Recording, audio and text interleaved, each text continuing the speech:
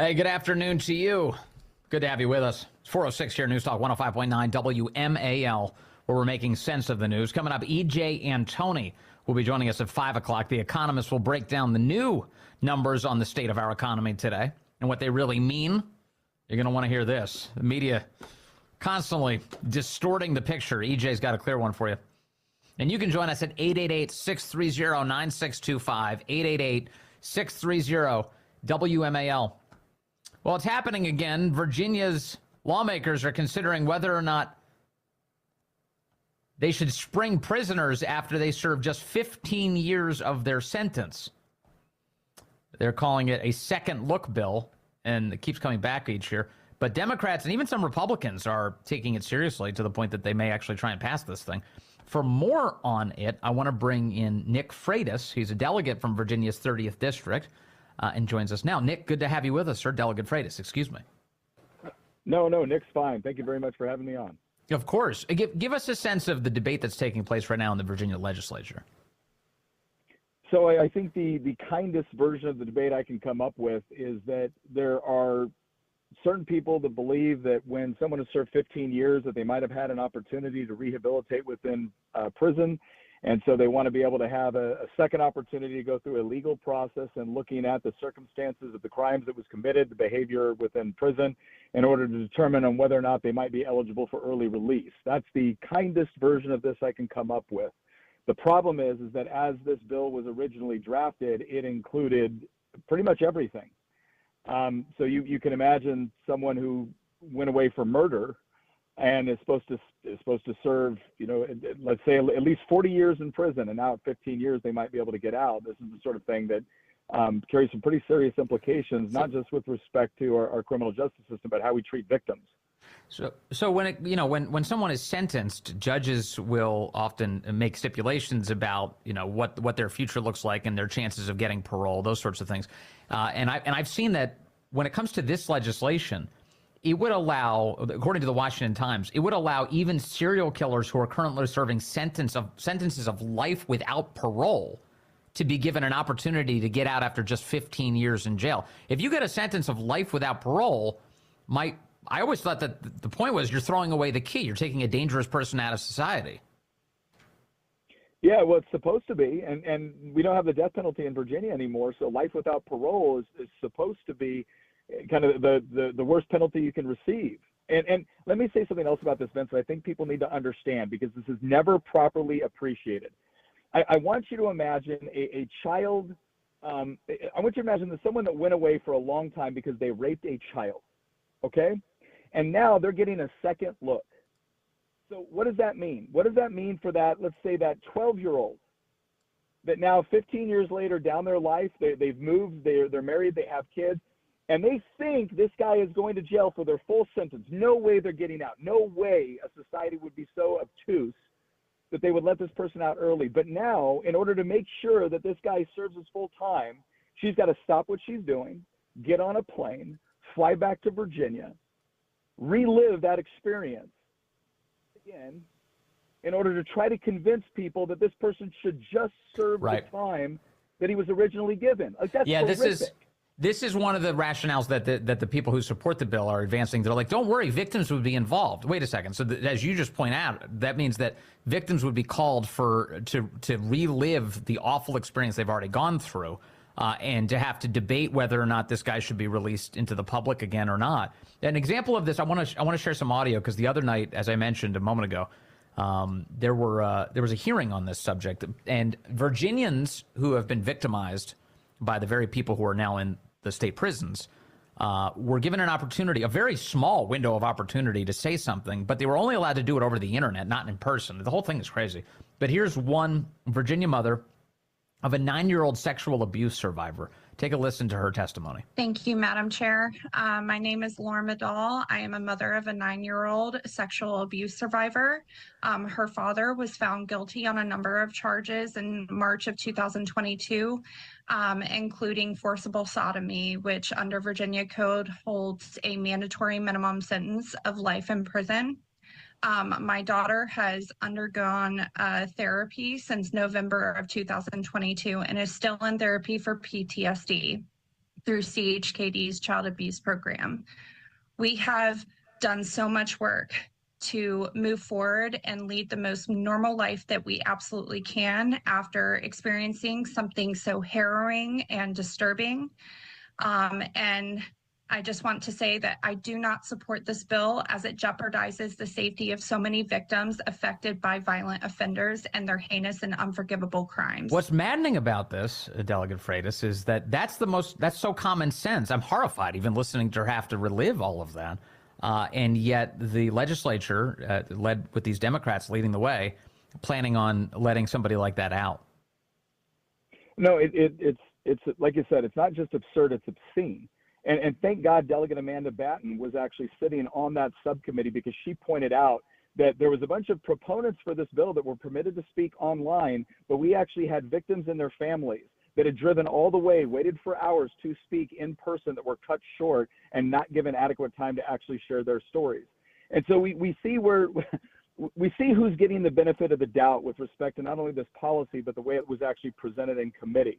Yeah. And it's clear to me, at least on some level, that it seems like the fix is in on this. I want to share some of that audio. This is Virginia Delegate Amanda Batten confronting the committee for not allowing in-person testimony this week.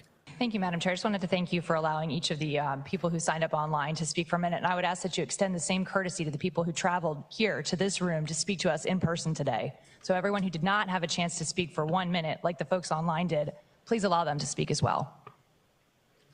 I appreciate the comment that was made. Unfortunately, I know that there were other speakers who 1 minute just wouldn't capture it, and I understand what you are deeply concerned about, and thank you for that comment.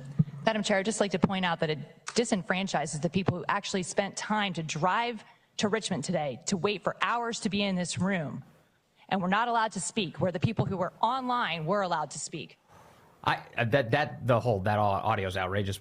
One reason is because the chairwoman, I'm not sure who that is, but she sounds so disconnected and aloof and not that interested. And the other part that really annoys me is that, you would think your state legislature would prioritize allowing people who show up in person to be able to address the public, given it's a public comment period, but people weren't allowed to do that? Oh, Vince, that is the process. Like, I've been a subcommittee chair, and the rule that I always had was that if you showed up in person, we gave you priority with respect to the time we had available for testimony.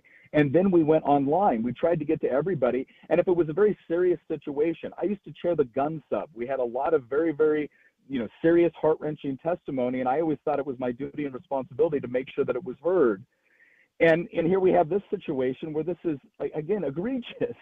And I'm very grateful that Delegate Amanda Batten brought that up. She also pointed out something else that was very necessary for this committee to hear, and that was there's a lot of victims that will never be able to be involved in the process because they were killed. They can't show up. And yet, the person that perpetrated the crime against them, they will have an opportunity to speak for themselves under the second look, but their victims never will.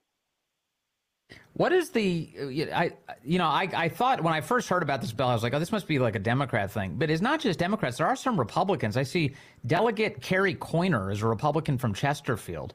And she told the Richmond Times-Dispatch that she's all on board with this. She said, quote, "I'm a believer that people can be redeemed and rehabilitated.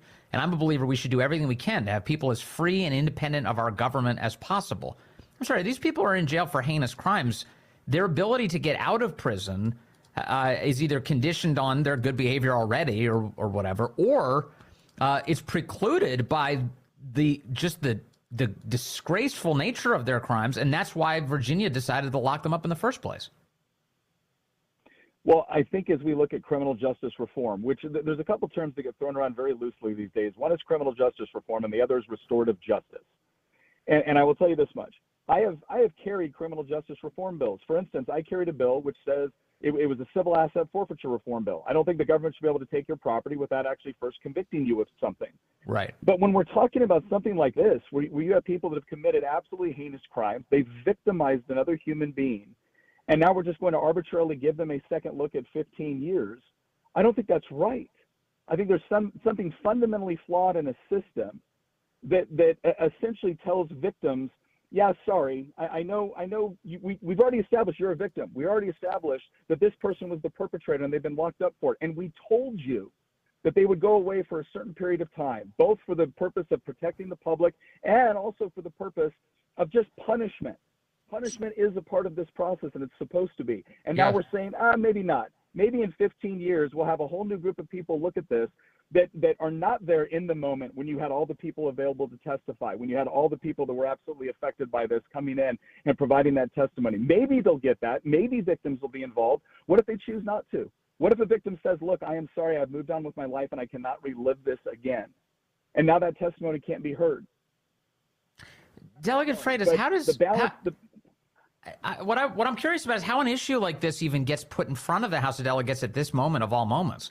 It's like the last thing that's on anyone's mind right now is how do we release more criminals into the public? You know, we're living through a time where we've seen violent crime on the rise. We see out of control carjackings, for instance, in America's cities, homicides, shootings. It's crazy, actually. It's getting more and more insane, and we need more order, not more disorder. How could you advance a piece of legislation like this? there are some people that are very genuine in their desire to believe in rehabilitation, and I understand that. I want people to be rehabilitated. Sure. By the same token, we have another group of people, and this is a very prominent theory within the Democratic Party right now, is that essentially everything is broken down into oppressor and oppressed, and it's all power structure imbalances. And so the presupposition of a lot of people going into this is not that if you're in jail, you're guilty. It's that if you were in jail, it's because society failed you, or because you were put there under false pretenses because the police can't be trusted, or because the education system failed you. Right. Essentially, it's everybody else's fault except for the person that actually committed the crime.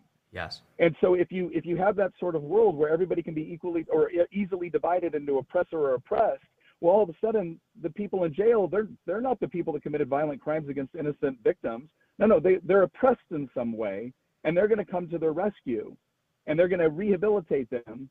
And really, it's society that needs to be blamed for what happened. And I absolutely believe that's a mindset which fuels a lot of the theory on this. It's also very destructive. It's cultural Marxism, what you just described, and it's infecting everything. Hey, Delegate Nick Freitas, thank you very much for an update on that. I appreciate it. We'll stay in touch with you on this issue and so much more. Thank you, sir. My pleasure. Thank you, Ben. Delegate Nick Freitas. Let me go to the phones. I've got JT calling in from D.C. as he does on line 1. JT, you're on the Vince Colonnese Show. Hello, sir. Hello, Vince. This is JT. You and I have talked before. My sister was murdered in Newport News in 2008. And she was murdered in the living room of her home.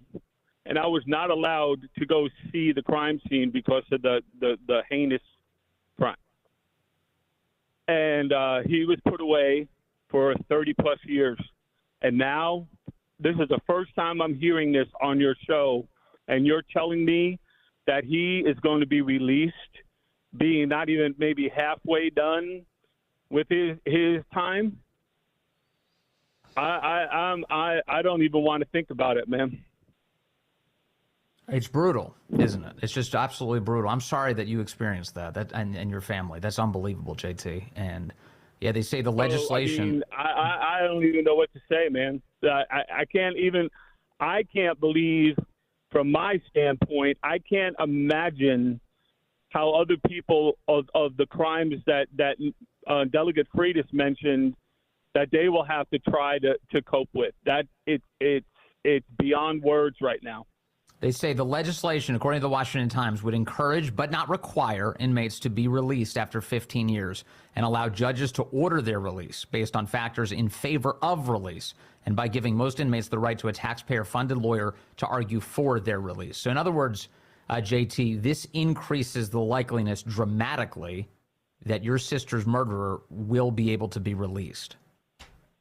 Right, and I'm going to have to follow this to make sure that this doesn't happen now. I'm going to have to try to contact all of the lawyers and everybody involved in that case to make sure that I can at least maybe possibly be present to make sure I have a say in this. I'm the only surviving relative in this state that she had. Oh, I'm sorry, JT. Yeah, it's key that we bring this to your attention. I'm glad you're hearing about it, and but I hope we can stop this. Obviously it requires Governor Youngkin getting in the way of this clearly, but you've got the House of Delegates right now, led by these Democrats, looking to advance it. So I can do now, Vince, is again be the voice, man. I guess I got letters to write and phone calls to make. Well, God bless you for putting in the work. JT, thank you for the call. I appreciate it, sir. Saying a prayer for you now. Thank you very much. It's 422. All right, let's go to the phones. We've got Willie calling in from Culpeper now, line 4. Willie, you're on the Vince Coglianese Show. Hey, sir. Nick Freitas is my delegate. Listen, I agree with everything he said. I'm a retired professional in the criminal justice system. So if you talk to a county prosecutor or probation officer or judge, they can tell you off the top of their head which individuals might have a chance for rehabilitating. Unfortunately, a lot of these fellows don't, and that's why we have mandatory sentences. The state legislature here in Virginia, in its wisdom, has put down mandatory sentences on these people who commit dangerous crimes against children, for heaven's sakes. And these dewy-eyed lefties think that they can get out early. That is a huge mistake, and it's a miscarriage of justice, and it's going to cost people a lot more pain and suffering, and who knows, maybe a loss of life. Yeah, it's just awful. And it turns out that there are, as I mentioned, some Republicans who've been supportive of this, unfortunately. But there's some signs that they're flipping their votes right now. And I think this is due to the public pressure and the response from some of the victims here.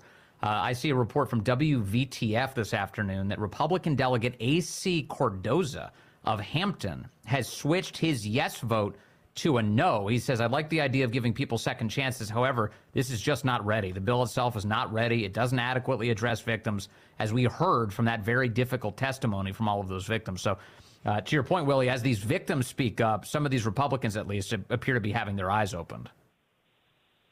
Yes, indeed. I hope that bill dies. It deserves to have no further hearings. Willie, thank you. Thank you for your input and your expertise from which you draw. Let's see here. I've got Jason in Kensington calling in line 1. Jason, go ahead. You're on the Vince Coglianese Show. Hey, g'day, Vince. How you going, mate? Yeah, I think that people should know the each and every individual that put this bill forward, who they are, how to contact them, just to make sure that they get an earful from the constituents on how bad this bill is. Because this is ridiculous. These mandatory sentences were put in for a reason. Yeah. There are no back doors for these people. That's it. You commit a crime that bad, you do the time. And I think these people should find out the hard way from their constituents how bad it is. I totally agree with you, Jason. Thanks for the call, as always. You're totally right about that. And this is the opportunity. This is the chance. It seems like, based on what I just saw, that this Republican delegate, Cordoza of Hampton, just switched his vote. That's because this is a jump ball right now. It's a very fluid situation. And I think these delegates can respond to public pressure. So place it, please. If it's within your ability to do that, it could go a long way. All right, hold tight. I've got more for you ahead, including the madness in New York City. They're just releasing illegal immigrants who commit violent crimes against cops. A lot to talk about.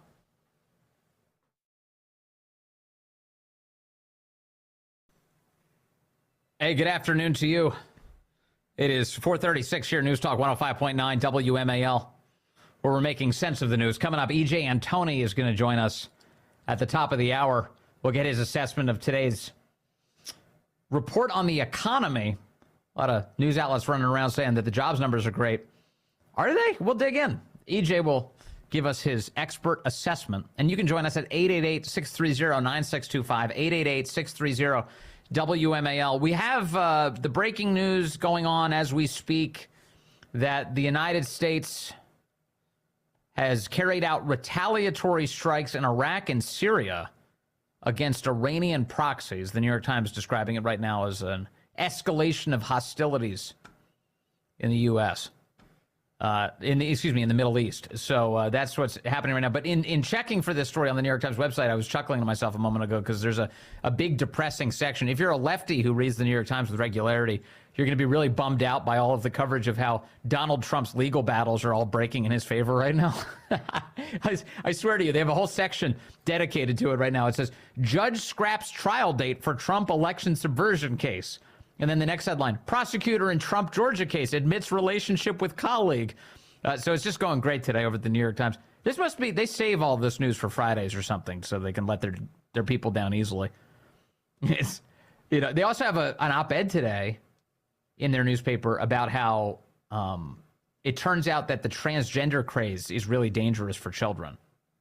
It's in the New York Times today. There's a full-blown opinion piece today about a little girl who was led astray, was convinced that her body was a mistake, and not a single medical professional answered the call of their conscience to tell her this shouldn't be happening. And the Times opinion piece points out something that we've been saying for a long time. All the people we talk to about this issue have been saying for a long time, which is there is no other clinical experience like that. You don't go to the doctor and you're like, hey, I think you just like make up an illness. And they're like, well, pause. Let's talk about it. WebMD is not going to diagnose you. I am. Let's talk through what your symptoms are. It's not like that with this transgender stuff. You have kids being accelerated into madness, into chaos. And the piece, one last point here, and boy, this is a credit to the Times for finally admitting it at least. Although it took them long enough. In the piece, they said there is no evidence to support this claim that the left constantly bandies about, that if you don't let your kid get their body chopped up, they're going to commit suicide. They said all the studies on this are garbage. They're garbage studies. So they don't use those words, but they say it in so many today. So interesting, bizarro experience for the average New York Times reader today. What is this? It's maybe a sense of the liability of all of this, too, heading into an election year. Hey, maybe we should tap the brakes on telling kids that they're in the wrong body. Yeah. All right. Yeah. Meanwhile, in New York City, everyone's still reeling from the attack on New York City police officers by illegal immigrants. And Carol Markowitz, the great Carol Markowitz in the New York Post today, has a column up. She says, deport New York City's cop-beating migrants if we can find them after they were let loose on no bail. She starts the piece, she says, Joan Boda, 22, is in this country illegally. With at least 6 other migrants, he allegedly beat up 2 police officers in Times Square. 5 of them were arrested, and upon being set free with no bail, a smirking Boada gave a double middle finger to media covering his release. This is New York in 2024. You've probably seen this by now. Walks off, he's wearing a Lakers shirt. Double barrel middle fingers. Yeah, I can do whatever I want. No bail. Trying to beat up cops in New York City. She says, don't worry, the state's leaders are on it. Asked if Boada should be deported, Governor Hochul took a bold stance. Quote, I think that's actually something that should be looked at. Wow, such leadership, writes Carol Markowitz. Mayor Adams similarly called to, quote, re-examine laws that prevent deportation. Not change the laws, of course, as that would be too obvious, but pretend you're doing something about the problem while not actually doing anything about the problem. Quote, those migrants who are here because they want to be a part of the American dream, we say yes to that, Adams said. But those who are breaking our laws, we need to re-examine the laws that don't allow us to deport them because they are doing violent acts. We cannot create an atmosphere where you're going to bring violence in our city. What a scam this is. What a scam this is. New York City is a sanctuary city. If he was serious about that, they would abandon their sanctuary status, they'd coordinate with ICE, and they would deport these people from the United States of America. He's not serious. They just want more money. In fact, we're still waiting on the text of this insane Senate bill to be released, but apparently built into it is a big blue state bailout for all of the illegal immigrants that they're housing. They want more money. They want billions upon billions of dollars. They don't want to fix the problem. They want to exploit it for their own advantage. And who suffers? Well, like normal people. Normal beat cops in New York City are getting beaten down by illegal immigrants. Just imagine what the morale must be like in the NYPD right now. You put these guys under arrest, and then they're sprung with no bail immediately, double barrel, middle fingers to the media. Yeah, whatever, I can get away with it. And then they're on the run. I saw headlines today that some of these guys, they may already be on the road to California, fleeing the area, fleeing New York. They're getting out of there. Who cares? And they get away with it. So, it's funny. CNN was discussing all of this, and they had their legal expert, one of their criminal justice experts, John Miller, was sitting on the panel, and they had the hosts sitting there interviewing him about this. Like, why does this happen? How can we fix this? How can we get to the bottom of this? And it's an amazing moment on television because he brings up that there's a big difference between states like New York and Florida. And you could guess what the difference is, but here he goes. Listen to their shocked pause as he assesses why illegal immigrants can't get away with these types of crimes in Florida. There is this 1%er, criminal element that looks at a different opportunity here. These individuals, I went over their rap sheets yesterday, multiple charges, grand larceny, robbery, attempted robbery, grand larceny, grand larceny. This particular crew operated on mopeds and scooters. They were doing organized retail theft. They were doing snatches on the street, iPhones, iPads, clothing, so on and so forth. One of them that they are still seeking has 10 charges on one day because he's part of a pattern that's been going on. And I'm looking at the dates that their arrest started, which is probably close to when they got here. They've only been here a couple of months. So what the detectives are telling me is they have crews here that operate in New York, do all their stealing, then go to Florida to spend the money, and then come back. And I'm like, well, why don't they just stay and steal in Florida? And they said, because there you go to jail. Oh. Great reporting. Great reporting. They don't even know what to say. CNN, they have no idea. And as that guy John Miller pointed out to the whole desk just a moment prior, he said, we're all New Yorkers. Like, all of us live in New York. We're seeing our city turn to crap. He didn't use those words, but he said, things are going really south. We're bumping into this all the time now. And he relays, and so what we've discovered is that when these illegals are down in Florida, the reason they don't try and steal, why the retail theft isn't so bad down there compared to New York, is because people actually go to jail. And the CNN hosts literally freeze up. They don't know what to say. Like, oh, good reporting. That's how they ended the segment. Good reporting. The fact that these illegals have been released, though, is ticking off everybody involved. Patrick Hendry is the president of the New York City Police Benevolent Association. He'd like some answers as to what the hell is going on. Why aren't they in jail right now? They brutally attacked a New York City police officer and a lieutenant. Our criminal justice system is upside down. It fails every day. Yeah, they brutally attack these guys. Our criminal justice system is upside down. Totally upside down. And he's right. He's totally right. And these New York guys, like, Kathy Hochul, maybe we should deport these people. Okay, then end the sanctuary status of all of these Democrat districts. That's how you actually stop this. But they won't. They won't. It's crazy. And illegals, we like this week, you've got Immigration and Customs Enforcement, which, again, I'm certain, just like Border Patrol, lots of good people working there who really want to do their job. They joined it for a reason. They're mission-oriented. But they're betrayed by their leadership. Betrayed by certainly the Biden administration broadly, the White House and the Department of Homeland Security's Alejandro Mayorkas. But we find out that, they're bringing in illegals into the country. They're giving them, no meaningful vetting whatsoever. Then they just release them into the public. And it turns out they're releasing al-Shabaab terrorists into the public. And then eventually they figure, and then they want credit for catching them. You had an ICE director this week who was like, well, once we found out, we caught him within 48 hours. Okay, but what do you mean once you found out? How come they were released in the first place? What are these people doing running around our country for years on end? Once you found out. So this is why we have to get all of this under control. And right now, unfortunately, the United States Congress is planning on doing the opposite. Breitbart News has a report today that Chuck Schumer is planning on releasing this legislation and perhaps by tonight, and that they're going to rush the vote on Wednesday. You know this yet? Yeah, they want to release it. The plan is to release the text of the bill either today or over the next 2 days, over the weekend. And then they want to sprint a vote on what appears to be a gigantic amnesty package or a shell game to allow more foreign nationals to pour into the country by some other means that they can classify as, it's legal now because we're just allowing all of them to come in to the tune of 5,000 a day. They want to sprint it through by Wednesday. There is no chance that this bill is on the up and up if they want to sprint it through with 2 working days to consider it. That's insane.